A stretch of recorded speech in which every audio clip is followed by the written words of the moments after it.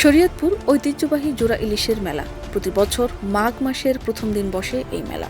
সদর উপজেলার মনোহর বাজারের কালীমন্দির মাঠে 15 জানুয়ারি ভোর 5টা থেকে দুপুর 2টা পর্যন্ত চৌকি পেতে ডালায় ডালায় ইলিশ মাছ সাজিয়ে বসেন বিক্রেতারা। তার পাশেই বসে শাকসবজি, খেলনা, মিষ্টি সহ নানা খাবারের দোকান। স্থানীয়রা জানায়, পদ্মার ছোট বড় ইলিশ নিয়ে মাঘের প্রথম সকালে বসছে এই জোড়া ইলিশের মেলা। মেলায় দূর দূরান্ত থেকে আসে ক্রেতা বিক্রেতারা। 20 থেকে 25 লাখ টাকার মাছ বিক্রি হয় মেলায়। জোড়া ইলিশ মাছ ঘরে নিয়ে রান্না করে আত্মীয় স্বজনকে খাওয়ানোর প্রথা আছে স্থানীয়দের মধ্যে।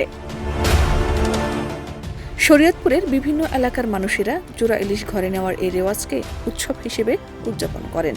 2টি ইলিশ মাছ ক্রয় করে উৎসবটি উদযাপন করা হয়, তাই এটি জোড়া ইলিশের মেলা হিসাবে পরিচিত। ওই সংক্রান্তির মেলা, এখানে খুব ভালো বেচা কিনা হয়। এটা হিন্দু মুসলমানের সবাই মেলায় অংশগ্রহণ করে এটা আনন্দ উৎসব করে নেয়। এই মেলায় 40 থেকে 50 লক্ষ টাকা বেচা কিনা হয় এবং আজকে সবচেয়ে বড় ইলিশ আছে হলো 3,3500 টাকা কেজি। জোড়া গেছে 6,000, জোড়া গেছে 2,000, জোড়া গেছে 3,000 এবং সবাই আনন্দ ফুর্তি করে আসে, ঘুরে ফিরে এই মেলা দেখে। মেলায় এক মাছ বিক্রেতা বলেন, 1 কেজির বড় ইলিশ দাম 3200 থেকে 3500 টাকা।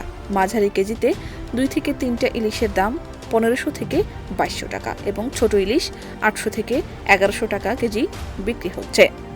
বেচা বিক্রি খুবই ভালো আর ভালো দামে বিক্রি করছে। 30 বছর যাবৎ এই মেলায় জোড়া ইলিশ বিক্রি করি। মেলার আয়োজকরা বলেন, 200 বছর যাবৎ আমরা ও এলাকাবাসী এই মেলার আয়োজন করে আসছি। মেলায় 20 থেকে 25 লাখ টাকার ইলিশ সহ বিভিন্ন ধরনের মাছ বিক্রি হয়।